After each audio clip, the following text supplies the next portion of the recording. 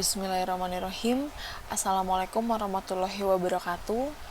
Sebelumnya yang saya hormati Bu Galuh Sukmaranti selaku dosen dari mata kuliah Teknik Protokoler dan MC, dan juga teman-teman yang saya sangat banggakan yang sudah hadir pada hari ini. Sebelumnya marilah kita panjatkan puji dan syukur atas kehadiran Tuhan Yang Maha Esa, karena berkat rahmat dan hidayahnya kita bisa berkumpul pada pagi hari ini dalam keadaan sehat walafiat. Sebelumnya perkenalkan, nama saya Mutiah Marsitoh Sudaryanti. Saya dari 7 IKP 2 dengan NIM 110118853. Saya di sini akan menyampaikan upaya peningkatan fasilitas dan pelayanan angkutan umum. Transportasi umum di Indonesia sangat banyak jenisnya, dari yang modern hingga tradisional, dari mulai darat, laut, hingga udara. Jenis transportasi darat di Indonesia seperti bus Transjakarta, kereta api, metro mini, beca, bajai, andong, dan juga ojek. Pada dasarnya, semua transportasi tersebut mempunyai fungsi yang sama, yaitu mengangkut penumpang ataupun barang. Namun, transportasi darat di Indonesia dinilai jauh dari kenyamanan ataupun keamanan. Fasilitas dan pelayanan yang diberikan juga masih sangat buruk. Salah satu contohnya adalah angkutan umum. Banyak sekali angkutan umum yang tidak layak jalan namun masih saja beroperasi di jalan, dan anehnya tidak ada penegakan hukum yang tegas bagi para pelanggarnya. Apalagi banyaknya angkutan umum yang mengangkut penumpang bahkan melebihi muatan, dan selain itu para supir pun mengendarai tanpa adanya tingkat kesadaran berlalu lintas yang tinggi dan keinginan untuk mengejar target dan menginginkan keuntungan lebih. Ada juga karena para pengguna transportasi ingin serba cepat. Jadi kondisi ini dinilai sangat riskan dan juga membahayakan bagi pengguna jalanan dan juga penumpang itu sendiri. Berdesak-desakan dalam angkutan pun sudah menjadi hal yang lumrah dan sudah terjadi di kota-kota besar. Pemakai jasa angkutan umum masih terbatas pada kalangan bawah dan sebagian kalangan menengah. Namun, orang-orang berdasi masih enggan memakai angkutan umum dikarenakan buruknya pelayanan. Ongkos angkutan umum pun dinilai sangat mahal dan tidak sesuai dengan pelayanan dan fasilitas yang diberikan. Hal itulah yang menjadi alasan utama mengapa sebagian besar masyarakat lebih memilih kendaraan pribadi untuk beraktivitas, untuk menjalankan segala sesuatu kegiatan, sehingga mengundang masalah-masalah baru seperti memicu kemacetan, kerusakan jalan, maupun kecelakaan. Oleh karena itu, diperlukan sekali perombakan sistem pada angkutan umum untuk meningkatkan fasilitas dan juga pelayanan angkutan umum itu sendiri. Pengelolaan angkutan umum dilakukan secara bersama-sama antara pemerintah dan juga operator yang ada. Semua pihak yang terkait dengan angkutan umum diikutsertakan dalam sistem baru tersebut. Tidak harus ada penambahan bus perkotaan, operator angkutan umum yang lama bisa digantikan dengan yang baru, dan juga biaya pergantian akan disubsidi oleh pemerintah. Selain penyediaan angkutan umum dengan kualitas yang baik, juga diperlukan terminal yang layak dan juga nyaman. Fasilitas yang lain yang harus dipenuhi pemerintah jika dipandang dari sisi rasio jalan dengan lahan kota adalah membangun jaringan jalan baru, termasuk jembatan layang. Namun, membangun jaringan jalan kota termasuk jalan bebas hambatan di tengah-tengah kota bukan saja sangat mahal karena langka dan mahalnya lahan, namun juga sulit diwujudkan. Padahal, transportasi umum dengan fasilitas dan pelayanan yang memadai dapat menguntungkan untuk segi ekonomi. Seperti kota Yogyakarta yang memiliki alat transportasi umum dengan fasilitas serta pelayanan yang berkualitas, sehingga menarik para wisatawan asing maupun wisatawan domestik untuk mengelilingi pusat-pusat wisata dan juga pusat kota menggunakan angkutan umum. Kita juga dapat mengurangi beban pemerintah dalam mensubsidi bahan bakar, dan polusi udara pun juga berkurang. Masyarakat sangat berharap banyak kepada pengelola jasa transportasi umum dan pemerintah untuk lebih memperhatikan kelayakan sarana serta fasilitas transportasi umum, terutama angkutan, agar penumpang merasa lebih nyaman. Di sisi lain, pengelola jasa transportasi umum sebaiknya juga memperhatikan kesehatan dan juga kesejahteraan hidup karyawannya, terutama para supir angkutan umum diharapkan dapat bekerja dengan baik dan juga tidak ugal-ugalan di jalan dan tidak mengantuk, serta tidak ada supir yang mabuk ketika berkendara, dengan cara memberikan pelatihan pelayanan kepada masyarakat sehingga masyarakat akan nyaman menggunakan transportasi umum ataupun angkutan umum. Hadirin sekalian yang saya hormati, dengan perkembangan teknologi yang cepat, terutama di kota-kota besar dan metropolitan, transportasi juga berkembang dengan sangat pesat. Yang sudah kita ketahui dari penjelasan sebelumnya, yang saat ini menjamur adalah transportasi online ataupun daring. Pada masa awal transportasi, waktu yang dibutuhkan kita umat manusia untuk mencapai lokasi yang dituju itu sangat lama. Energi yang dihabiskan pun tidak sedikit. Sekarang, transportasi juga telah menjelma menjadi lebih canggih dan perjalanan memakan waktu dan energi yang lebih sedikit. Dari faktor inilah transportasi daring itu lahir. Di Indonesia, kita telah mengenal taksi-taksi berplat kendaraan hitam seperti Uber dan GrabCar sebagai bagian dari transportasi daring masa kini. Kita juga mengenal bentuk transportasi daring lainnya yaitu Gojek, Maxim, Uber, dan juga GrabBike. Dengan menggunakan kekuatan koneksi internet, transportasi daring dengan cepat menjadi tren dan kita semua menyukai layanan mereka tawarkan, terutama layanan mereka yang menghemat waktu kita. Dari fitur-fitur aplikasi yang disediakan oleh transportasi online pun itu beragam, ada banyak promo yang bisa kita gunakan dan juga itu menghemat budget pengeluaran kita. Dan transportasi daring ini pun tidak hanya menawarkan layanan mengantarkan seseorang ke tempat tujuan mereka dari satu tempat ke tempat lain. Sekarang ini perusahaan-perusahaan transportasi daring juga menawarkan jasa pengantaran kepada pelanggan mereka seperti barang, makanan, ataupun jasa lainnya. Yang harus kita lakukan adalah mengunggah aplikasi mereka ke telepon seluler kita, memesan jenis pesanan yang kita inginkan hingga barang ataupun makanan yang kita inginkan itu siap diantarkan. Sementara kita hanya menunggu di rumah dan menunggu orang yang akan mengantarkan pesanan kita ke rumah masing-masing. Hadirin sekalian yang saya hormati, saya harap dengan hadirnya transportasi online, kegiatan ataupun aktivitas harian kita akan semakin nyaman dan juga semakin aman. Dan selalu ingat bahwa teknologi akan berkembang dan terkadang memakan waktu yang lebih cepat dari yang kita kira.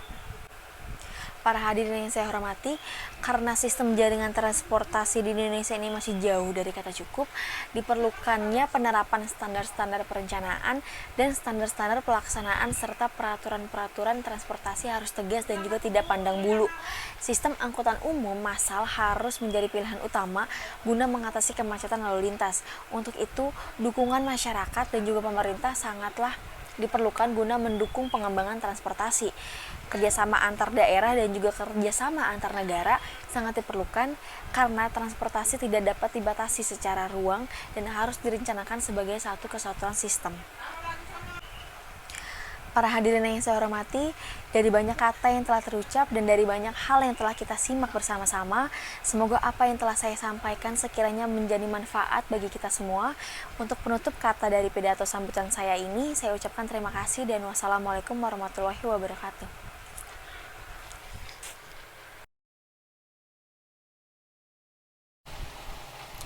Bismillahirrahmanirrahim. Assalamualaikum warahmatullahi wabarakatuh. Selamat pagi, salam sejahtera untuk kita semua. Sebelumnya izinkan saya Mutiah Marsito Sundaryanti untuk memandu acara pada kegiatan webinar hari ini. Yang pertama-tama, marilah kita panjatkan puji dan syukur atas kehadiran Tuhan Yang Maha Esa yang telah memberikan kesehatan kepada kita semua, sehingga pada pagi hari ini kita masih dapat melaksanakan kegiatan webinar bersama Dirut PT KAI yang berjudul Strategi yang dilakukan PT KAI di masa pandemi ini. Yang kedua, selawat serta salam marilah kita curahkan kepada junjungan kita Nabi besar Muhammad Sallallahu Alaihi Wasallam, dan semoga kita semua yang ada di sini kelak mendapatkan syafaat beliau di akhir zaman nanti. Yang pertama-tama yang saya hormati Dirut PT KAI yaitu Pak Didi Hartanto, yang saya hormati Ibu Ana Purba selaku Corporate Communication dari PT KAI, dan yang saya hormati Aryo Damsuki selaku sosial media spesialis dari PT KAI, dan yang saya hormati bapak-bapak dan ibu-ibu para hadirin sekalian, dan yang saya sangat sayangi yaitu rekan-rekan yang sudah hadir melalui Zoom meeting yang saya sayangi. Alhamdulillah pada kesempatan kita hari ini semua bisa berkumpul bersama di sini untuk mengikuti acara webinar online, walaupun kita dipisahkan oleh jarak, namun dengan melalui daring ini tidak mengurangi rasa keakraban dari kita semua. Hadirin yang saya hormati, sebelum menginjak acara selanjutnya, saya akan membacakan rangkaian acaranya. Adapun rangkaian acara yang akan kita ikuti dalam kegiatan webinar online ini sebagai berikut. Yang pertama adalah pembukaan, dan yang kedua adalah menyanyikan lagu Indonesia Raya, dan yang ketiga adalah sambutan, dan yang keempat adalah pembacaan doa, dan yang kelima adalah pemaparan materi oleh para ahli, dan yang keenam ada isoma, selanjutnya ada tanya jawab, dan yang paling terakhir itu adalah penutup. Lalu yang pertama ini pembukaan, dan hadirin yang kami hormati, untuk mengawali acara pada pagi hari ini, marilah kita buka acara ini yang dilanjut dengan membaca surat Al-Fatihah dengan harapan semoga acara ini bisa berjalan dengan baik, tertib, dan juga lancar. Berdoa dimulai. Berdoa selesai. Memasuki agenda selanjutnya, yaitu menyanyikan lagu Indonesia Raya. Para hadirin dimohon untuk berdiri dan juga menyanyikan lagu Indonesia Raya.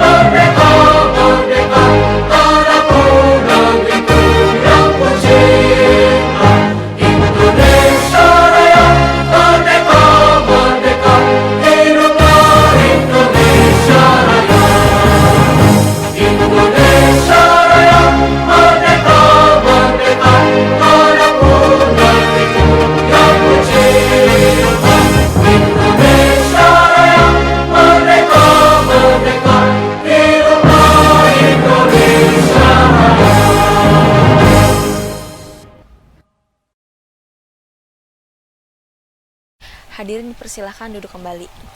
Selanjutnya, sambutan akan disampaikan oleh Bapak Dirut PT KAI, yaitu Bapak Didik Hartanto. Kepada yang terhormat, dipersilahkan. Kami sampaikan terima kasih. Selanjutnya, pembacaan doa kepada Bapak Imam Bukhari, dipersilahkan. Kami sampaikan terima kasih. Selanjutnya memasuki acara inti, yaitu pemaparan materi oleh Bapak Didi Hartanto. Sebelumnya izinkan saya untuk membacakan terlebih dahulu topik yang akan dikaji dalam seminar hari ini. Sesi yang pertama itu adalah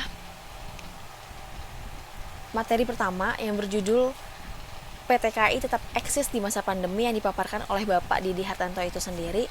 Dan yang kedua itu ada materi yang kedua yang berjudul pentingnya media sosial di masa pandemi untuk keberlangsungan PT KAI, yang dipaparkan oleh Aryo Damsuki selaku sosial media spesialis dari PT KAI.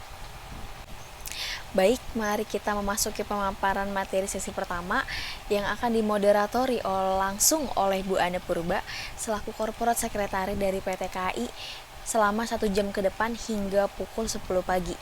Kepada Bu Ana Purba dipersilahkan.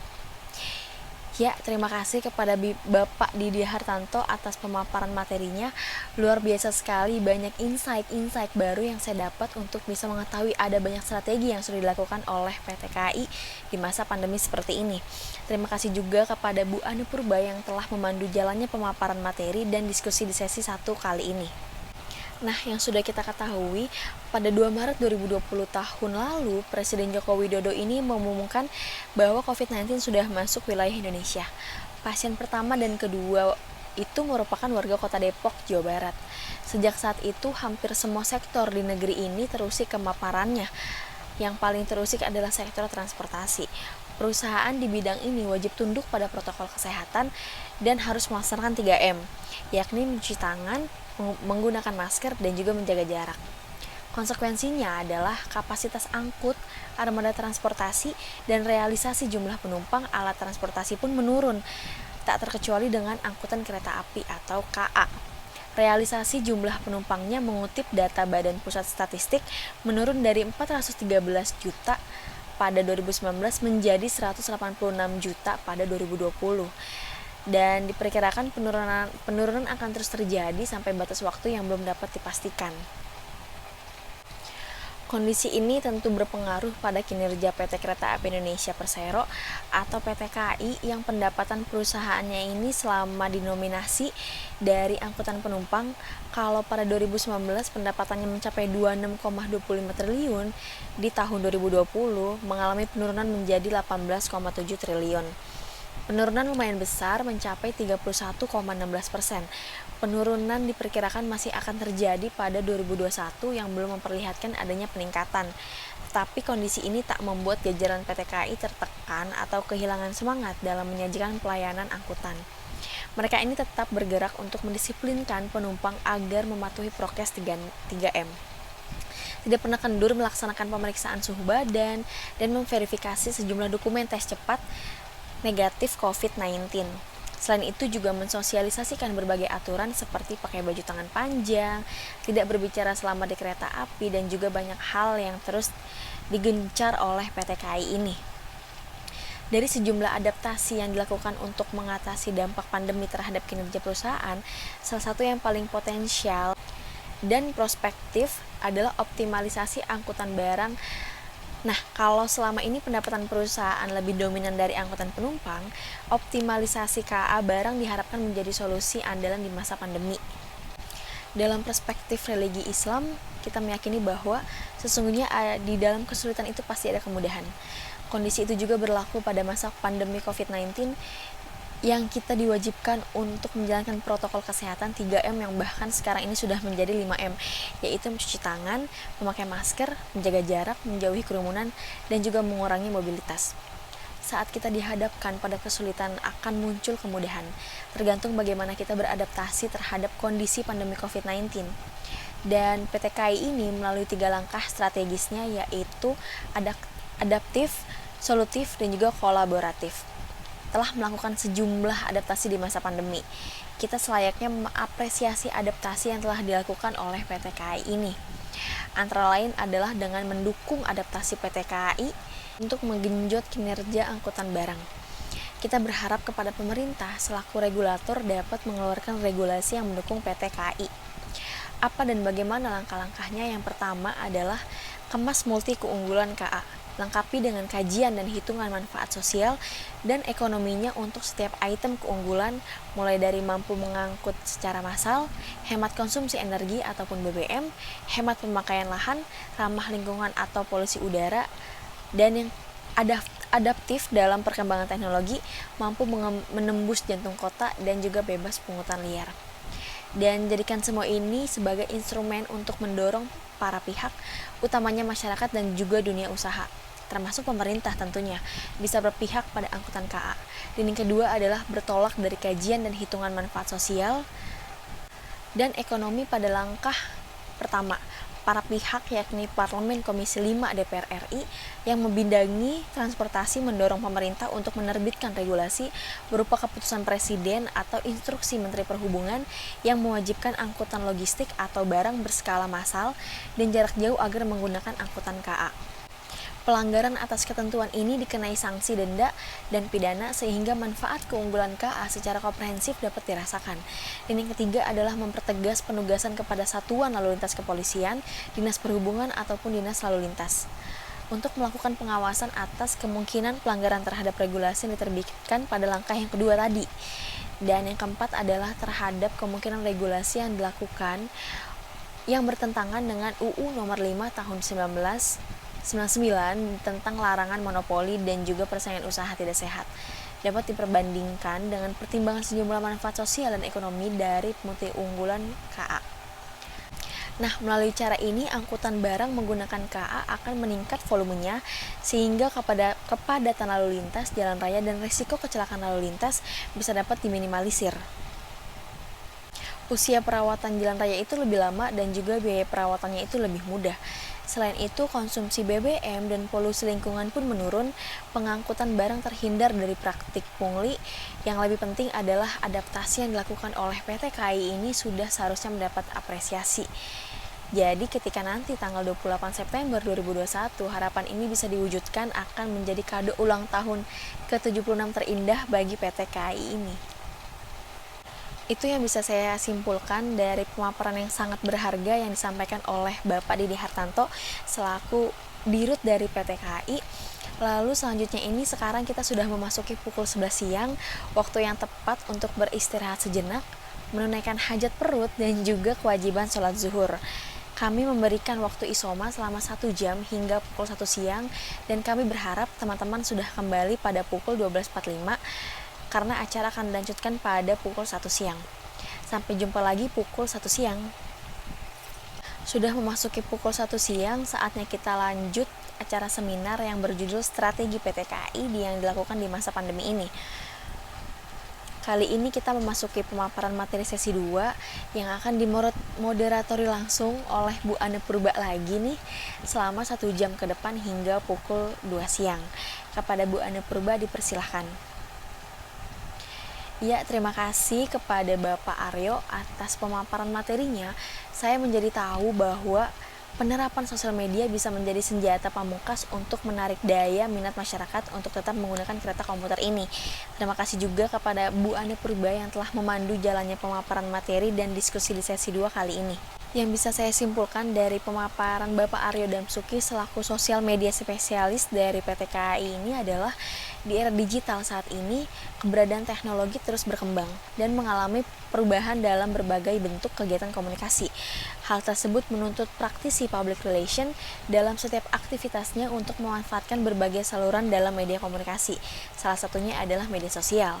Dan media sosial ini merupakan media berbasis internet yang penggunaannya itu dapat beradaptasi dan juga berpartisipasi, berbagi, dan juga menciptakan isi yang meliputi jejaring sosial, Wikipedia, forum, dan juga dunia virtual.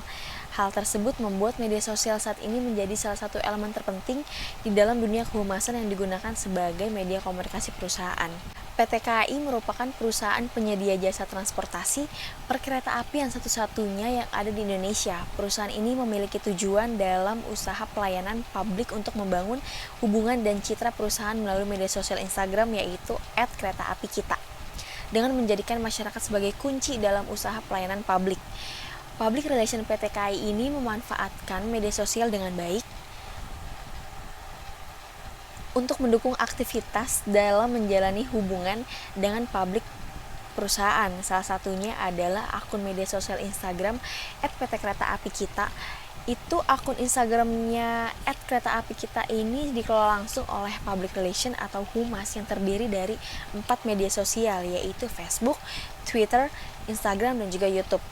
Akun media sosial PT KAI ini terus mengalami perkembangan. Salah satu media sosial yang paling berkembang pesat yaitu media sosial Instagram. Hal tersebut dapat dilihat dari jumlah akun yang terhubung dengan akun media sosial Instagram @kereta-api-kita sebanyak 400.000. Wow, banyak sekali. Dan akan tetapi Public Relation PT KAI ini tidak melupakan media sosial lainnya dengan tetap memposting pada media sosial lainnya seperti Facebook, Twitter, dan juga YouTube. Yang sudah kita ketahui, aplikasi Instagram pada masa ini sangatlah digandrungi oleh banyak orang. Dan PT Kereta Api Indonesia sangatlah memanfaatkan aplikasi yang ada yaitu Instagram. Yang bisa saya lihat dari Instagram PT Kereta Api kita ini, Kereta Api Indonesia maksud saya, sangatlah produktif. Jadi saya pribadi ini memfollow akun Kereta Api kita dan seringkali tiap minggu itu mengadakan event live gitu, live event bersama masinis ataupun bersama sosial media yang pegiat sosial media. Jadi pernah juga waktu itu PT Kereta Api ini mengadakan interaksi Q&A bersama masyarakat. Jadi mereka live Instagram dan juga masyarakat ini bisa menanyakan apapun yang berkaitan dengan kereta api. Karena 2 pemateri hebat kita dari PT Kereta Api Indonesia ini sudah memaparkan materinya, lalu saatnya adalah sesi tanya jawab. Baik, terima kasih yang sudah berpartisipasi dalam acara webinar online ini yang berjudul Strategi PT KAI di masa pandemi. Untuk hari ini mari kita cukupkan pada 2 sesi. Dan alhamdulillah telah banyak ilmu yang kita dapatkan pada hari ini. Terima kasih banyak kepada narasumber, moderator, serta para peserta yang telah menyimak acara dari awal sampai akhir hingga sore hari ini. Tentu saja para pembelajar tidak akan pernah puas untuk menimba ilmu. Ia memiliki jiwa yang haus akan ilmu pengetahuan. Ia akan terus belajar hari ini dan juga esok hari. Semoga kita bisa berjumpa lagi dalam keadaan sehat walafiat dan juga bahagia. Saya Mutia Marsya Sudriyanti, pamit undur diri dan saya mengucapkan banyak-banyak terima kasih. Wassalamualaikum warahmatullahi wabarakatuh. Selamat pagi pemirsa, berjumpa lagi bersama saya Mutia Marsito dalam acara BBC News untuk mengabarkan berita-berita yang teraktual, tajam dan juga terpercaya yang kami rangkum dalam acara BBC News pagi ini. Berita pertama datang dari daerah Palembang, Sumatera Selatan. Pembakaran lahan gambut menyebabkan kabut asap yang pekat. Hal ini berdampak pada terganggunya aktivitas masyarakat daerah sekitar. Dan untuk informasi selanjutnya akan disampaikan oleh rekan saya, Astri Pratiwi, yang sudah berada di daerah Palembang, Sumatera Selatan. Baik, rekan Astri Pratiwi, silahkan menyampaikan informasi yang Anda dapatkan. Baik Mutia, dilaporkan langsung dari Provinsi Sumatera Selatan terkait dengan kabut asap yang terjadi. Menebalnya kabut asap ini terjadi akibat pembakaran lahan gambut di Sumatera Selatan. Di Sumatera Selatan ini tidak terlalu terasa dampaknya, tapi pada siang hari menurut warga sekitar, dampak kabut asap ini lebih terasa pekatnya hingga sore hari sekitar pukul 8 malam hingga 10 pagi. Dan saat ini masyarakat sedang beraktivitas normal seperti biasa, namun pemerintah menyarankan untuk tetap menggunakan masker untuk mengantisipasi kabut asap yang bisa mengganggu saluran pernafasan. Namun masyarakat masih banyak yang tidak menggunakan masker. Baik rekan Astri, pekatnya kabut asap tentunya mengurangi jarak pandang. Apakah hal ini mengganggu bagi para pengguna jalan, khususnya transportasi darat? Baik Mutia, dan saat ini masih lebih dari 300 titik yang berusaha dipadamkan oleh pemerintah setempat, dan pemerintah pun menggunakan waterbooming untuk memadamkan titik api tersebut. Namun saat pagi hari cuaca justru cerah dan berubah ketika sore hari, bahkan jarak pandang mulai menurun dan Sungai Musi itu sangat tidak terlihat sama sekali. Dan jarak pandang pun menjadi lebih dekat, dan ini terjadi di udara dan maupun di darat. Seperti yang bisa saya sampaikan, rekan Mutia, kembali ke studio. Baik rekan Astri, terima kasih atas informasinya. Semoga masalah ini segera mendapatkan penanganan lebih lanjut dari pemerintah. Berita selanjutnya adalah keluar jalur kereta api Sri Lelawang saat tabrak tembok pembatas rel. 4 rangkaian gerbong kereta jurusan Medan Binjai keluar dari jalur dan menabrak tembok pembatas rel di kawasan Jalan MT Haryono, Kota Medan, Selasa dini hari. Peristiwa ini membuat warga setempat panik. Pasalnya, rangkaian kereta ini tiba-tiba memasuki jalur rel yang telah lama ditutup atau tidak difungsikan lagi. 6767 kereta penumpang Sri Lelawang Syah jurusan Medan Binjai ini melaju sangat kencang hingga pindah ke jalur kosong yang buntu dan tidak terintegrasi ke jalur lainnya, sehingga menabrak tembok pembatas yang berada sekitar 100 meter dari stasiun besar kereta api Medan. Beruntung tidak ada korban jiwa dalam kecelakaan ini. Diduga kereta tiba-tiba berpindah jalur karena ada kelalaian operator. Namun, Kepala Stasiun Besar Kereta Api Medan, Nahrudin, yang tiba di lokasi kejadian belum memberikan keterangan terkait penyebab kecelakaan ini.